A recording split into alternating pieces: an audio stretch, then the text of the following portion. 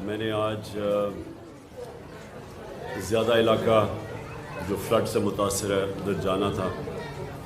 میں نے راجن پور اور ڈی جی خان کا آج پلان بنایا ہوا تھا، لیکن بدقسمتی سے وہاں موسم ٹھیک نہیں تھا تو ہمارا ہیلی کاپٹر ادھر جا نہیں سکا. تو میں نے پھر یہ جو باقی علاقے ہیں، کیونکہ بہت بڑا پاکستان کا علاقہ اس وقت متاثر ہوا ہے فلڈ سے، جو سارا علاقہ دریائے سندھ کے رائٹ ہینڈ پہ ہے، یعنی سجے ہاتھ پہ جو سندھ کا جو سارا علاقہ، جو یہ پہاڑی سلیمان رینج جتنی بھی پہاڑی علاقے ہیں، ان سے جو تیز ان کے اوپر جو بارشیں ہوئی اور جو بڑی تیز سپیڈ پہ چشمے اور یہ نالے آ رہے ہیں، انہوں نے سب سے زیادہ نقصان پہنچایا. اس کا نقصان کا ابھی تک ہم اندازہ لگا رہے ہیں، کیونکہ یہ صورتحال ایسی ہے کہ 2010 جو ایک بہت بڑا دریائے سندھ کے اندر جب فلڈ آیا تھا، وہ بہت بڑا ہم سانیہ سمجھتے تھے، لیکن جو ابھی تک رپورٹس آ رہی ہیں یہ 2010 سے بھی بڑا اس وقت فلڈز کی وجہ سے پاکستان میں سانیہ ہے. اور پھر سے میں کہہ رہا ہوں، یہ سارا علاقہ جو دریائے انڈس کے رائٹ سائڈ پہ ہے، یہ جو پہاڑیوں پہ بارش ہوئی افغانستان میں بھی، اور جو ہمارے سائڈ پہ ان پہاڑیوں پہ جو بارش ہوئی ہے اس سے سارا نقصان ہوا ہے. اس کا جو لانگ ٹرم حل ہے وہ ڈیمز ہیں.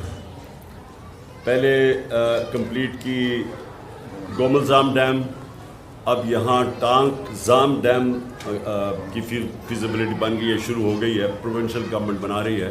اسی طرح پنجاب نے بہت بڑی ڈیم ایک آگے جا کے ڈی جی خان میں، یہی جو پانی نے تباہی مچائی ہے، اس کو ایک بڑی ڈیم بنانے کا پلان تھا ان کا، اور وہ جب سے ہماری حکومت گئی وہ بیچ میں رہ گئی ہے. لیکن وہ پھر حال اس کا یہی ہے کہ یہاں سارا اس جو ہماری مغرب کی پہاڑی ہیں، جو سلیمان رینج ہے، اس کے اوپر ساری جگہ چھوٹی چھوٹی ڈیمز بن جائیں، تو یہی پانی جو اتنا نقصان کر رہا ہے، یہی پانی ایک ایسی چیز بنے گا کہ ملک کا بڑا اثاثہ بن جائے گا. ان علاقوں میں ہمیں پتہ ہے بارشیں کم ہوتی ہیں، پانی کم ہوتا ہے، لوگوں کو بڑی دقت ہوتی ہے پانی کی. تو یہ جب اس طرح کا ایک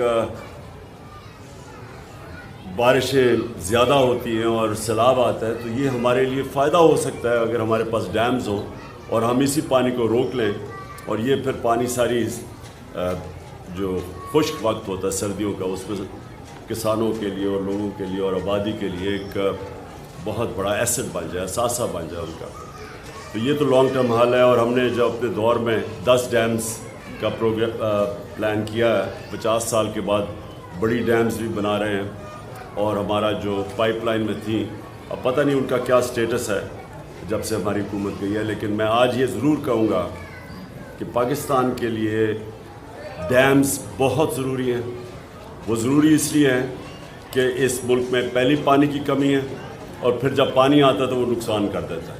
وہی پانی کو اگر ہم بچا لیں تو جس طرح میں نے کہا، عوام کی اتنا فائدہ ہوگا، ملک کی گروتھ ریٹ، ملک کے دولت کے اندر اضافہ ہوگا. اب دوسری میری بات یہ ہے کہ ہماری 2 پروونشل گورنمنٹس ہیں، محمود خان یہ خود اوورسی کر رہے ہیں جو سارا پختونخوا اور خاص طور پہ ڈی آئی خان کے اندر جو نقصان ہوا ہے، یہ خود اوورسی کر رہے ہیں اس کا. میں نے کل بھی پنجاب کے سی ایم چودھری پرویز الہی سے بات کی تھی، ان سے بھی ہم پورا کانسنٹریٹ گورنمنٹ کی ہوگی کہ جو علاقوں کے اندر نقصان ہوا ہے، ڈی جی خان اور راجن پور میں خاص طور پہ جدھر زیادہ نقصان ہوا ہے، ادھر وہ پورا زور لگائیں گے. سندھ اور بلوچستان بہت متاثر ہوئے. سندھ کے اندر تو سب سے زیادہ اس وقت نقصان ہے، اور اس کے لیے ساری قوم کو مل کے اس کا سامنا کرنا پڑے گا. جو بھی ہماری فیڈرل گورنمنٹ ہے اور جو 2 پروونشل گورنمنٹس ہیں بلوچستان کی اور سندھ کی، ان کو اس وقت پورا ساری کنسنٹریشن کرنی پڑے گی.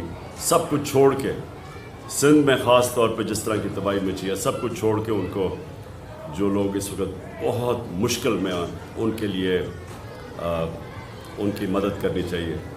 میرے پہ بڑا پریشر پڑا ہوا ہے کہ میں چندہ اکٹھا کروں اس کے لیے فلڈز کے لیے. میں ابھی تک یہ بہت بڑی ذمہ داری، جب لوگوں سے آپ پیسہ اکٹھا کرتے ہیں بہت بڑی ذمہ داری، تو میں جب تک مجھے پورا نہ پتہ چلے کہ میں اس پیسے کو کدھر لگا سکتا ہوں جس سے لوگوں کو فرق پڑے، میں پیسہ اکٹھا کرنے سے گریز کرتا ہوں. کیونکہ میں ویسے اور اپنی شوکت خانم اور تیسرے ہاسپٹل کے لیے بھی پیسہ اکٹھا کر رہا ہوں، اور اس کے لیے بھی نمل یونیورسٹی کے لیے، اور دوسرا القادر یونیورسٹی، اس کے لیے بھی سب خیراتی ادارے ہیں، یعنی ساروں کے لیے، عام لوگوں کے لیے، مستحق لوگوں کے لیے مفت تعلیم بھی، اور شوکت خانہ میں مفت علاج بھی ہے. تو اس لیے جب میں کوئی نئی پروجیکٹ لیتا ہوں کہ اگر اس کے لیے ہمیں پیسہ اکٹھا کرنا ہے، تو میں یہ پہلے سوچتا ہوں کہ کیا میں وہ پیسے کو پہلے تو دیانتداری سے خرچ بھی کر سکتا ہوں کون سے پروجیکٹ کے لیے. تو میں اس لیے ابھی تک کوئی، مجھے پریشر کے باوجود میں کوئی ابھی تک فنڈ ریزنگ نہیں کر رہا جب تک مجھے پوری طرح اندازہ نہ ہو جائے کہ کتنا بڑا ڈیمیج ہے، کتنا پیسہ میں اکٹھا کر سکتا ہوں. کیونکہ جتنے پیسے کی ضرورت ہے وہ صرف گورنمنٹ سے اس وقت اتنا پیسہ خرچ کر سکتی ہے، اور گورنمنٹ کو کرنا چاہیے. کیونکہ یہ میں جتنا مجھے انفارمیشن آتی جا رہی ہے، اتنا بڑا پاکستان میں سیلاب سے نقصان 2010 میں، جس میں بہت نقصان ہوا تھا، تب بھی اتنا نقصان نہیں ہوا جتنا آج ہوا.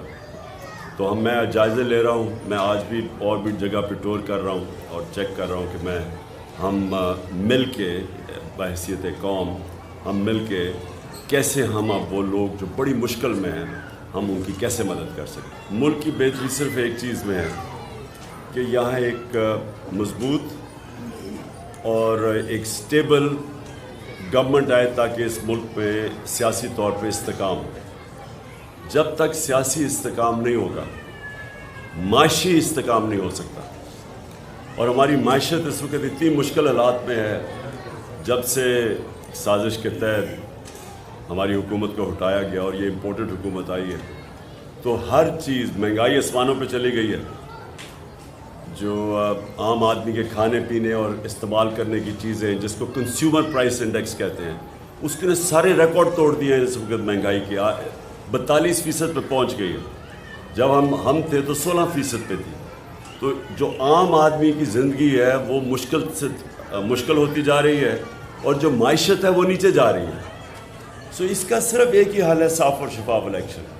تو یہ ساتھ میں آپ کو واضح کر دوں کہ ہم نے میں اپنی پوری کوشش کروں گا، اپنی ساری دونوں گورنمنٹس کو بھی موبلائز کروں گا. اور میں جو عمران ٹائیگرز ہیں، جو ہمارے جو اس وقت رضاکار ہیں ہمارے، جن کی ضرورت پڑے گی ان سیلاب زدہ علاقوں میں ان کو بھی اب پورا موبلائز کر رہا ہوں. میں بلکہ نئی جوائننگ شروع کر رہا ہوں عمران ٹائیگرز کی، تاکہ ہمارے پاس فورس ہو جو جا کے ان علاقوں میں کام کرے.